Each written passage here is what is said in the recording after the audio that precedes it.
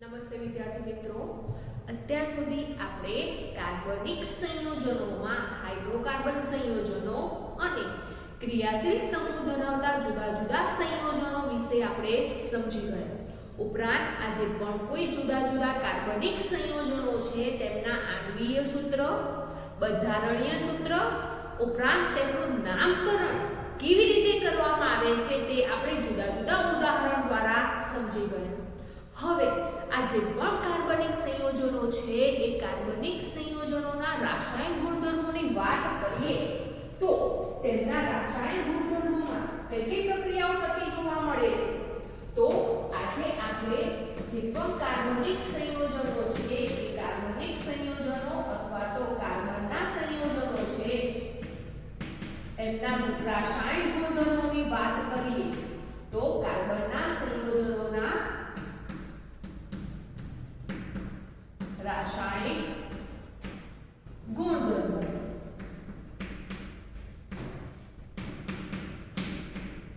તો આ જે પણ કોઈ રાસાયણિક ગુણધર્મો છે એ રાસાયણિક ગુણધર્મોમાં જુદી જુદી પ્રક્રિયાઓ થતી જોવા મળે છે. તો આ જે પણ કોઈ કાર્બનિક સંયોજનો છે એ કાર્બનિક સંયોજનો કઈ કઈ પ્રક્રિયાઓ કરે છે એટલે કે તેમના જે રાસાયણિક ગુણધર્મો છે એ રાસાયણિક ગુણધર્મોમાં કઈ પ્રક્રિયાઓ થતી જોવા મળે છે. તો કાર્બનના સંયોજનો એક દહનની પ્રક્રિયા કરે છે, બે ઓક્સિડેશનની પ્રક્રિયા કરે છે, ત્રણ યોગશીલ પ્રક્રિયા કરે છે અને તેવી જ રીતે ચોથા નંબરની વિસ્થાપન પ્રક્રિયા થતી જોવા મળે છે. તો જેટલા પણ કાર્બનના સંયોજનો છે એ કાર્બનના સંયોજનોના જે રાસાયણિક ગુણધર્મો છે એટલે કે કાર્બનના સંયોજનો જુદી જુદી રાસાયણિક પ્રક્રિયાઓ કરે છે અને કઈ કઈ રાસાયણિક પ્રક્રિયાઓ કરે છે તો દહન, ઓક્સિડેશન, યોગશીલ પ્રક્રિયા અને વિસ્થાપનની પ્રક્રિયા થતી જોવા મળે છે. તો વિદ્યાર્થી મિત્રો, આ જે પણ કોઈ કાર્બનિક સંયોજનો છે એમાં સૌથી પહેલા આપણે દહનની વાત કરીએ તો દહન કોને કહેવામાં આવે છે. તો દહન વિશે આપણે ધોરણ 8 માં સમજીને આવ્યા છીએ. દહન કોને કહીશું? તો વિદ્યાર્થી મિત્રો, કોઈ પણ પદાર્થને હવાની હાજરીમાં અથવા તો ઓક્સિજનની હાજરીમાં સળગાવવામાં આવે છે અથવા તો તેને ગરમ કરવામાં આવે છે ત્યારે તે ઉષ્મા અને પ્રકાશ ઉત્પન્ન કરે છે. એ જે પ્રક્રિયા છે એને શું કહેવામાં આવે છે? તો એને દહન કહેવામાં આવે છે. તો દહન કોને કહેવામાં આવે છે? તો દહન એવી પ્રક્રિયા છે જેમાં પદાર્થને હવાની હાજરીમાં અથવા તો ઓક્સિજનની હાજરીમાં ગરમ કરવામાં આવે છે અને તે પદાર્થ વધારે પ્રમાણમાં ઉષ્મા ઊર્જા ઉત્પન્ન કરે છે ઉપરાંત પ્રકાશ ઊર્જા ઉત્પન્ન કરે છે. તો અહીંયા દહન આપણે કોને કહીશું? તો દહન એવી પ્રક્રિયા છે જેમાં પદાર્થને ઓક્સિજન ની હાજરીમાં અથવા હવાની હાજરીમાં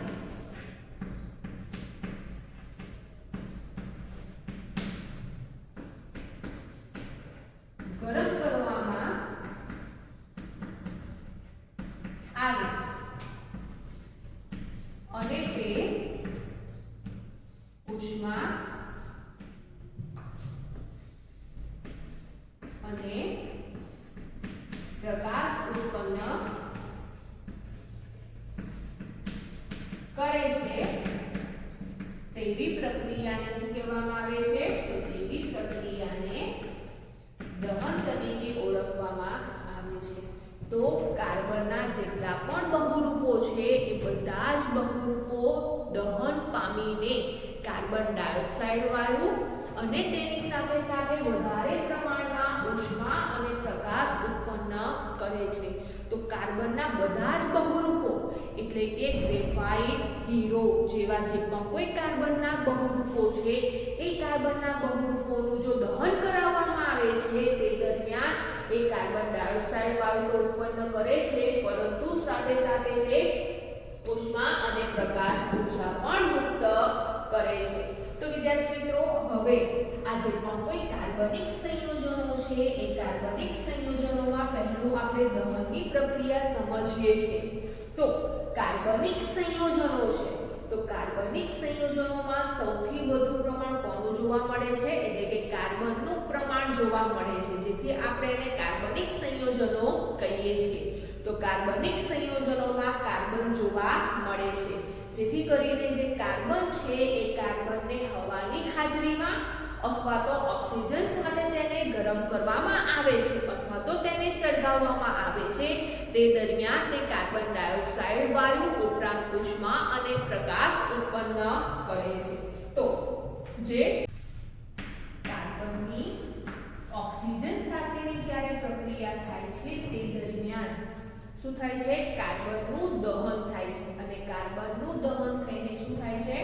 તો નિપજમાં કાર્બન ડાયોક્સાઇડ વાયુ ઉત્પન્ન થાય છે, સાથે સાથે ઉષ્મા અને પ્રકાશ મુક્ત થતો જોવા મળે છે, એટલે કે પ્રકાશ ઉત્પન્ન થતો જોવા મળે છે. તો કાર્બનિક સંયોજનોમાં કાર્બન જોવા મળે છે, જેથી કરીને કાર્બનના બધા જ બહુરૂપો છે અથવા તો કાર્બનના બધા જ અપરૂપો છે તેનું દહન થાય છે. તે દરમિયાન તે કાર્બન ડાયોક્સાઇડ વાયુ ઉત્પન્ન કરે છે, સાથે સાથે ઉષ્મા અને પ્રકાશ પણ ઉત્પન્ન કરે છે. તો વિદ્યાર્થી મિત્રો, અહીંયા જે કાર્બન છે એ કાર્બનની ઓક્સિજન સાથેની પ્રક્રિયા થાય છે અને કાર્બનની સાથે ઓક્સિજનનો ઉમેરો થાય છે, જેથી કરીને કાર્બન ડાયોક્સાઇડ વાયુ બને છે. તો અહીંયા આ જે પ્રક્રિયા છે એક પ્રકારની દહનની તો પ્રક્રિયા છે, પરંતુ સાથે સાથે આ પ્રક્રિયાને ઓક્સિડેશનની પ્રક્રિયા પણ કહેવામાં આવે છે. તો અહીંયા આ જે પ્રક્રિયા છે એ દહનની પ્રક્રિયા હોવા છતાં તેને ઓક્સિડેશનની પ્રક્રિયા કહેવામાં આવે છે. શા માટે? તો અહીંયા જે કાર્બન છે એ કાર્બન જ્યારે ઓક્સિજન સાથે પ્રક્રિયા કરે છે ત્યારે એ પ્રક્રિયામાં ઓક્સિજનનો ઉમેરો થાય છે અને કાર્બન ડાયોક્સાઇડ વાયુ બને છે, જેથી કરીને દહનની પ્રક્રિયા છે જેને ઓક્સિડેશનની પ્રક્રિયા તરીકે ઓળખવામાં આવે છે. તો વિદ્યાર્થી મિત્રો, અહીંયા જે કાર્બનના સંયોજનો છે એ કાર્બનના સંયોજનોનું પણ દહન થાય છે અને દહન થઈને વધારે પ્રમાણમાં ઉષ્મા અને પ્રકાશ ઉત્પન્ન કરે છે. તો જે કાર્બનના સંયોજનો છે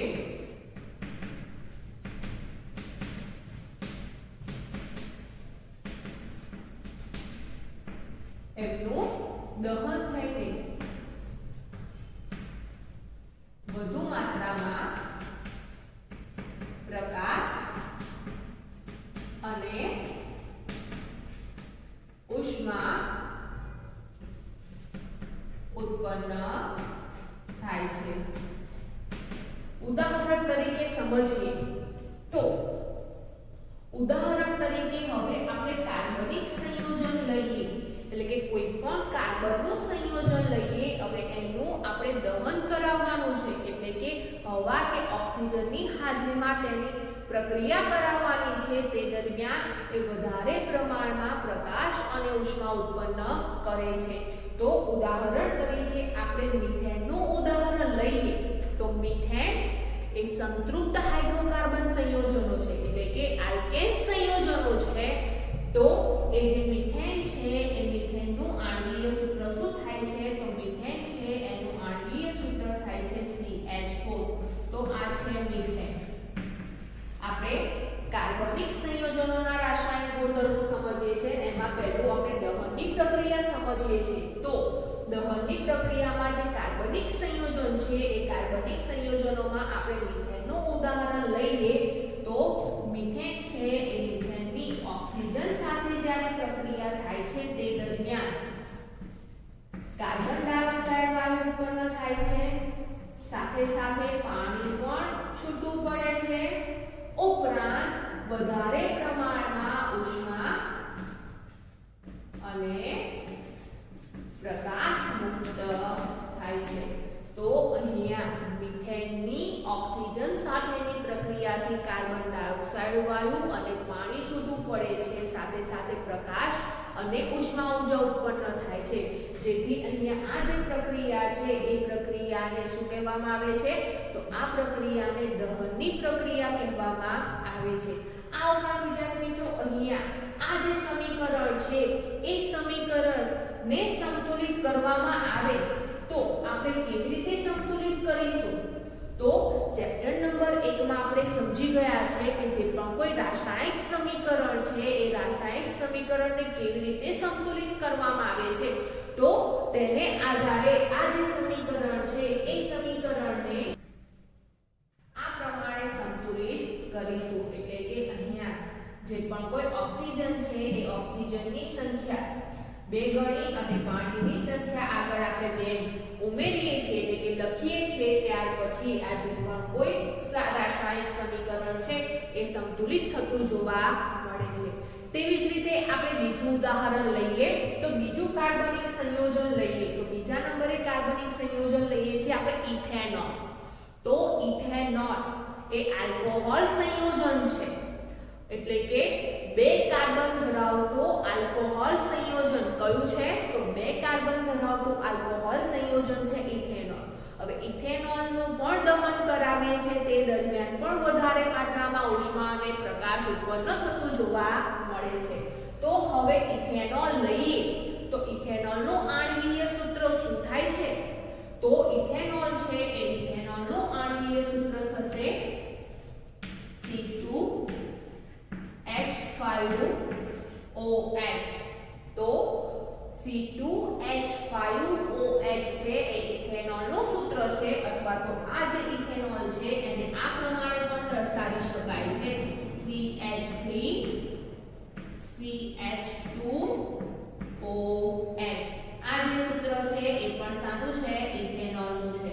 તો હવે ઇથેનોલ નું દહન કરાવીએ છીએ ત્યારે નિપજમાં આપણને શું મળે છે?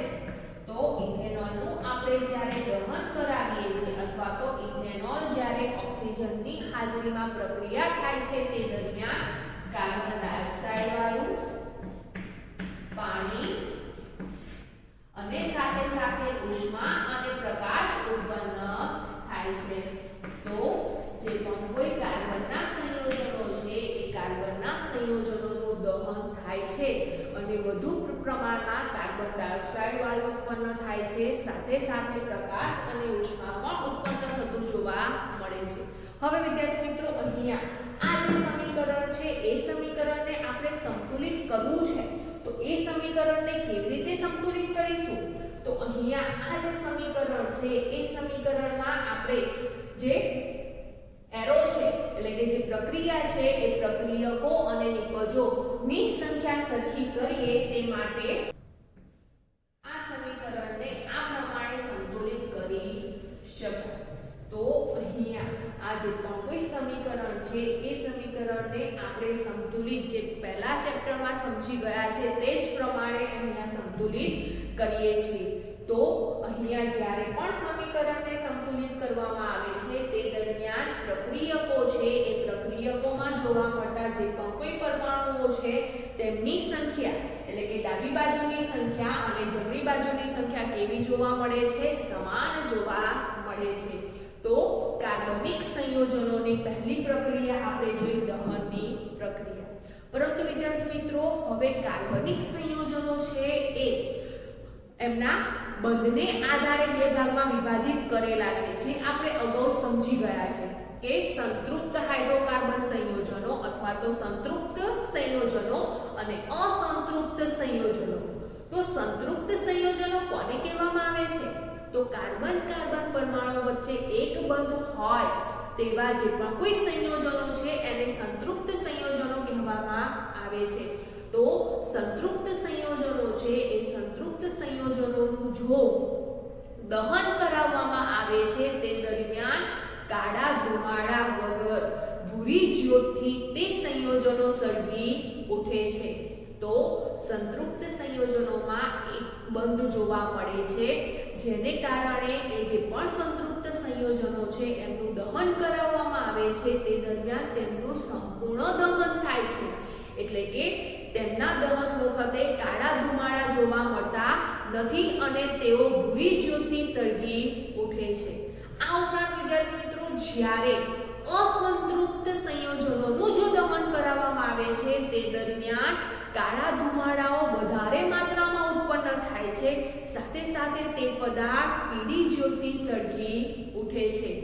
તો જ્યારે અસંતૃપ્ત સંયોજનોનું દહન કરવામાં આવે છે ત્યારે કાળા ધુમાડા ઉત્પન્ન થાય છે, કેમ તો તે દરમિયાન એ જે પણ કોઈ પદાર્થ છે એનું કેવું દહન થાય છે તો ત્યારે તેમનું અપૂર્ણ દહન થતું જોવા મળે છે। તો દહન છે એ દહન કેટલાક પદાર્થોનું સંપૂર્ણ દહન થતું જોવા મળે છે, જ્યારે કેટલાક પદાર્થોનું અપૂર્ણ દહન થતું જોવા મળે છે। ઉદાહરણ તરીકે વિદ્યાર્થી મિત્રો આપણે કપૂર, આલ્કોહોલ અને નેપ્થેલિન આ જે ત્રણ પદાર્થ છે એ ત્રણેય પદાર્થોનું દહન કરાવવામાં આવે, એટલે કે આ ત્રણેય પદાર્થોને કોઈ એક વાસણમાં લઈને અથવા તો કોઈ એક ચમચીમાં લઈને હવાની હાજરીમાં તેને સળગાવવામાં આવે છે તે દરમિયાન તે ત્રણેય પદાર્થોમાંથી કપૂર અને આલ્કોહોલ જે બંને પદાર્થો છે એ બંને પદાર્થોનું સંપૂર્ણ દહન થાય છે, એટલે કે એ બંને પદાર્થો જ્યારે સળગે છે ત્યારે કોઈ પ્રકારના કાળા ધુમાડા ઉત્પન્ન થતા નથી અને તે ભૂરી જ્યોત સાથે સળગે છે, જેથી આપણે કહી શકીએ છીએ કપૂર અને આલ્કોહોલનું સંપૂર્ણ દહન થતું જોવા મળે છે। પરંતુ જ્યારે નેપ્થેલિન છે એ નેપ્થેલિનને જ્યારે સળગાવવામાં આવે છે અથવા તો તેનું દહન કરાવવામાં આવે છે તે દરમિયાન નેપ્થેલિન સળગવાથી કાળા રંગના ધુમાડા ઉત્પન્ન થતા જોવા મળે છે અને તે પીળી જ્યોત સાથે સળગી ઉઠે છે, જેથી આપણે કહી શકીએ છીએ કે નેપ્થેલિન છે એ નેપ્થેલિનનું અપૂર્ણ દહન થતું જોવા મળે છે। તો અહીંયા જે પણ કોઈ કાર્બનિક સંયોજનો છે એ કાર્બનિક સંયોજનોમાં સંતૃપ્ત સંયોજનોનું સંપૂર્ણ દહન થતું જોવા મળે છે અને સંપૂર્ણ દહન થતા જેટલા પણ પદાર્થો છે એ પદાર્થો ભૂરી જ્યોતથી સળગી ઉઠે છે, ઉપરાંત કાળા રંગના કોઈ પ્રકારના ધુમાડા ઉત્પન્ન કરતો નથી। પરંતુ જ્યારે અસંતૃપ્ત સંયોજનોનું દહન કરવામાં આવે છે ત્યારે તેમનું અપૂર્ણ દહન થાય છે અને તે પીળી જ્યોતિ સળગી ઉઠે છે અને કાળા રંગના ધુમાડા ઉત્પન્ન થતા જોવા મળે છે। તો સૌથી પહેલા આપણે જે પણ કોઈ કાર્બનના સંયોજનોના રાસાયણિક ગુણધર્મો છે એ ગુણધર્મોમાં પહેલી પ્રક્રિયા આપણે દહનની પ્રક્રિયા સમજ્યા। તો દહન કોને કહેવામાં આવે છે? તો દહન એટલે એવી પ્રક્રિયા છે જેમાં પદાર્થને હવાની હાજરીમાં અથવા તો ઓક્સિજનની હાજરીમાં ગરમ કરવામાં આવે છે ત્યારે તે વધારે પ્રમાણમાં પ્રકાશ અને ઉષ્મા ઉત્પન્ન કરે છે। તો જે કાર્બન છે એ કાર્બનની જ્યારે ઓક્સિજન સાથેની પ્રક્રિયા કરાવવામાં આવે છે ત્યારે કાર્બન ડાયોક્સાઇડ વાયુ ઉત્પન્ન કરે છે, સાથે સાથે ઉષ્મા અને પ્રકાશ પણ ઉત્પન્ન કરે છે, જેથી એ જે પ્રક્રિયા છે એને દહનની પ્રક્રિયા તરીકે ઓળખવામાં આવે છે। આ ઉપરાંત વિદ્યાર્થી મિત્રો આ જે પ્રક્રિયા છે એને ઓક્સિડેશનની પ્રક્રિયા પણ કહેવામાં આવે છે। શા માટે? તો ઓક્સિજનનો ઉમેરો થાય છે આ પ્રક્રિયામાં, જેથી કરીને આ પ્રક્રિયાને ઓક્સિડેશનની પ્રક્રિયા કહેવામાં આવે છે। અને અહીંયા આપણે જે કાર્બનના સંયોજનો છે એ કાર્બનના સંયોજનોના જુદા જુદા દહનની પ્રક્રિયા સમજ્યા, એ જુદા જુદા ઉદાહરણો અને રાસાયણિક પ્રક્રિયાના જે સમીકરણો છે તેના દ્વારા સમજ્યા। તો તેના પરથી આપણે કહી શકીએ છીએ કે કોઈ પણ કાર્બનિક સંયોજનો છે કે હાઇડ્રોકાર્બન સંયોજનો છે કે ક્રિયાશીલ સમૂહ ધરાવતા સંયોજનો છે એમનું જ્યારે દહન થાય છે તે દરમિયાન કાર્બન ડાયોક્સાઇડ વાયુ પાણી મુક્ત તો થાય છે, પરંતુ સાથે સાથે વધુ પ્રમાણમાં ઉષ્મા અને પ્રકાશ પણ ઉત્પન્ન થતો જોવા મળે છે। તેવી જ રીતે વિદ્યાર્થી મિત્રો ઇન્ડેક્સનો પ્રશ્ન છે કે ઓક્સિજન અને ઇથાઇન નું મિશ્રણ વેલ્ડિંગ માટે સળગાવવામાં આવે છે, પરંતુ વેલ્ડિંગ માટે ઇથાઇન અને હવાના મિશ્રણનો ઉપયોગ થતો નથી। કેમ? તો જે ઇથાઇન ઇથાઇન છે એ ઇથાઇન આલ્કાઇલ સંયોજન છે અને કેવા પ્રકારનું સંયોજન છે તો એ અસંતૃપ્ત હાઇડ્રોકાર્બન છે એટલે કે અસંતૃપ્ત સંયોજન છે. હમણાં આપણે સમજ્યા તે જ પ્રમાણે અસંતૃપ્ત સંયોજનોનું જ્યારે દહન થાય છે ત્યારે તેમનું દહન કેવું થાય છે તો અપૂર્ણ દહન થાય છે એટલે કે તે પીળી જ્યોતિ સળગે છે અને કાળા રંગના ધુમાડા ઉત્પન્ન થતા જોવા મળે છે. તો જ્યારે પણ ઇથાઇન અને હવાના મિશ્રણનો વેલ્ડિંગમાં ઉપયોગ કરવામાં આવે તો તે દરમિયાન જે ઇથાઇન છે એ ઇથાઇન નું અપૂર્ણ દહન થાય છે અને અપૂર્ણ દહન થવાને કારણે તે પીળી જ્યોત આપે છે જેથી કરીને જે ઊર્જા છે ઉષ્મા છે એ વધારે પ્રમાણમાં ઉત્પન્ન થતી નથી. હવે ઓછા પ્રમાણમાં ઉષ્મા ઉત્પન્ન થવાને કારણે તે ઉષ્માનો ઉપયોગ વેલ્ડિંગમાં થતો નથી. આને કારણે વેલ્ડિંગ કરવામાં ઇથાઇન અને હવાના મિશ્રણનો ઉપયોગ કરવામાં આવતો નથી પણ કોનો ઉપયોગ કરવામાં આવે છે તો ઇથાઇન અને ઓક્સિજનનો ઉપયોગ કરવામાં આવે છે.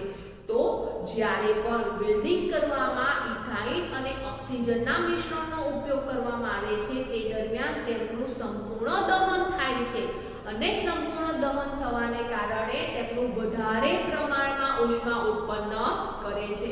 તો વધુ પ્રમાણમાં ઉષ્મા ઉત્પન્ન થવાને કારણે વેલ્ડિંગમાં જેટલી ઊર્જા જરૂરી છે તેટલી ઊર્જા તેમને ઓક્સિજન અને ઇથાઇનના મિશ્રણમાંથી તેમના દહનથી મળી રહે છે જેથી કરીને ઓક્સિજન અને ઇથાઇનનું જે મિશ્રણ છે જેમનો ઉપયોગ વેલ્ડિંગ કરવામાં થતો જોવા મળે છે. તો જ્યારે પણ કોઈ પણ કાર્બનના સંયોજનો છે એ કાર્બનના સંયોજનોમાં સંતૃપ્ત સંયોજનો હોય છે તેમનું સંપૂર્ણ દહન થતું જોવા મળે છે.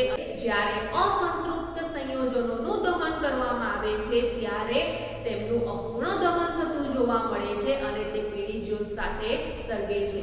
તો સૌથી પહેલા આપણે કાર્બનના રાસાયણિક ગુણધર્મોમાં પહેલી પ્રક્રિયા સમજ્યા દહનની